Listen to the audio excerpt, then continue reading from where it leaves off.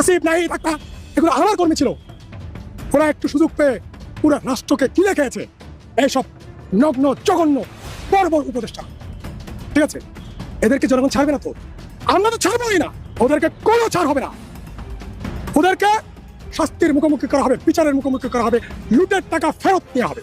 কই থেকে সারজিৎ হাসানাত, কই থেকে আপনারা প্রোগ্রাম করেন, টিম করে কোথেকে যান? আপনারা নিজের পকেট থেকে টাকা দিয়ে যাচ্ছেন? আরে ভাই, আপনাদের 100 সমন্বয়ক যে কজন আছে প্রত্যেকটার সাথে আমার যোগাযোগ আছে। হাসানাত, সারজিৎ এরা কিন্তু ছাত্রলীগের কর্মী ছিল, এটা অস্বীকার করার মতো না। এই বৈষম্য দূর করেন, এই টাকার হিসাব আমাদেরকে কড়াই ঘন্টায় আপনাদের দিতে হবে। টাকার হিসাব যদি না দেন তাহলে আপনাদের বিরুদ্ধে আমরা ব্যবস্থা নিতে বাধ্য হব। আমি বিএনপির সে এলাকার নেতাকর্মীদেরকে ধন্যবাদ দিচ্ছি। নূরের মধ্যে কোনো রাজনৈতিক যোগ্যতা আপনার কাছে মনে হয়েছে আছে?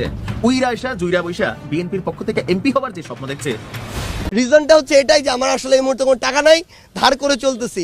এটাই হচ্ছে রিয়েলিটি, যে আপনি আমাদের যারা সমন্বয়ক বলে যাদেরকে চিনেন তাদের পকেটে হাত দিলে কখনো 2-3 হাজার টাকাও পাবেন না। আমার পকেটে মানি ব্যাগও নাই। Wake up to reality. আয়ের তথ্যে গরমিল পাওয়া গেছে জাতীয় নাগরিক পার্টির প্রার্থী সার্জিস আলমের।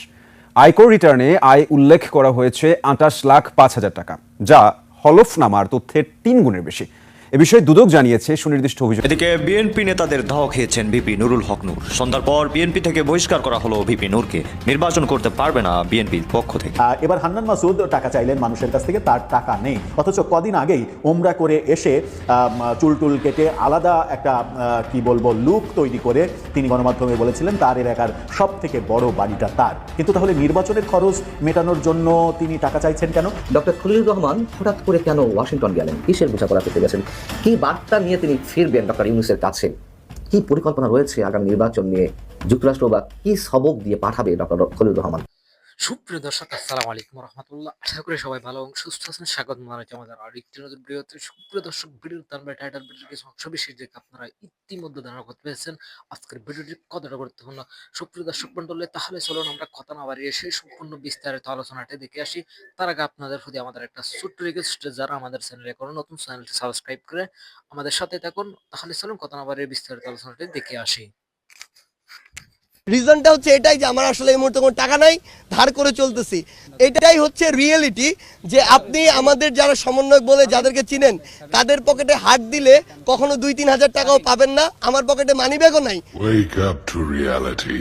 আয়ের তথ্যে গরমিল পাওয়া গেছে জাতীয় নাগরিক পার্টির প্রার্থী সার্জিস আলমের। আয়কর রিটার্নে আয় উল্লেখ করা হয়েছে 28,05,000 টাকা, যা হলফনামার তথ্যের 3 গুণের বেশি। এ বিষয়ে দুদক জানিয়েছে সুনির্দিষ্ট অভিযোগের ভিত্তিতেই তাদের বিরুদ্ধে ব্যবস্থা নেওয়া হবে। হঠাৎ দুর্নীতি দমন কমিশন দুদকের নজর জাতীয় নাগরিক পার্টি এনসিপির প্রথম সারির নেতাকর্মীদের দিকে কেন? অর্থ কেলেঙ্কারি প্রমাণ পাওয়ায় দুদকের মামলায় একের পর এক গ্রেফতার হচ্ছে নাহিদ ইসলাম, সার্জিস আলম, হাসনাত আবদুল্লাহ সহ একাধিক নেতা। শুনতে মনে হতে পারে ভুয়া নিউজ, গুজব, রাজনৈতিক প্রতিহিংসা। আসল রহস্যটা ঠিক এখান থেকেই শুরু।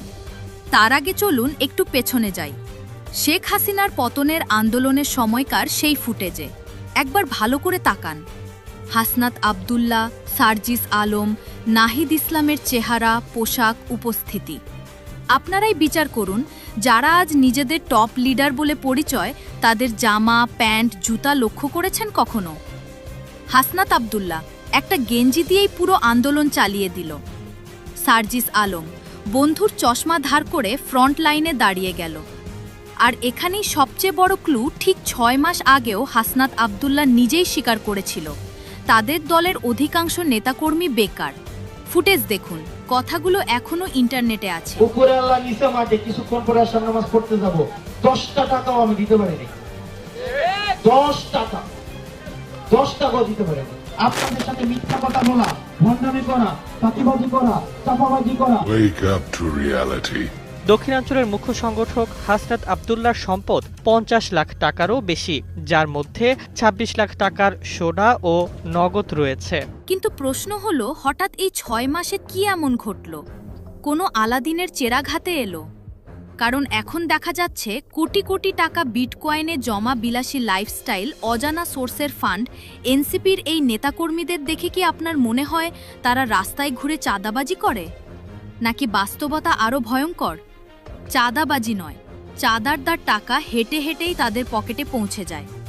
এই ভিডিওতে আমরা কারো বিরুদ্ধে চূড়ান্ত রায় দিচ্ছি না, শুধু চোখে আঙুল দিয়ে দেখাচ্ছি কিভাবে পাতি নেতা থেকে হঠাৎ বড়লোক হওয়ার এক অদ্ভুত পলিসি কাজ করে। মনে রাখবেন, এটা ট্রেলার মাত্র। আসল খেলা, আসল নাম, আসল প্রমাণ সবই সামনে আসছে। আপনার টাকা আসে কই থেকে সারজিৎ হাসানাত? কই থেকে আপনারা প্রোগ্রাম করেন? টিম করে কোথেকে যান? আপনারা নিজের পকেট থেকে টাকা দিয়ে যাচ্ছেন। আরে ভাই, আপনাদের 100 সমন্বয়ক যে কজন আছে প্রত্যেকটার সাথে আমার যোগাযোগ আছে। হাসানাত, সারজিৎ এরা কিন্তু ছাত্রলীগের কর্মী ছিল, এটা অস্বীকার করার মতো না। এই বৈষম্য দূর করেন, এই টাকার হিসাব আমাদেরকে কড়াই গন্ডায় আপনাদের দিতে হবে। টাকার হিসাব যদি না দেন তাহলে আপনাদের বিরুদ্ধে আমরা ব্যবস্থা নিতে বাধ্য হব।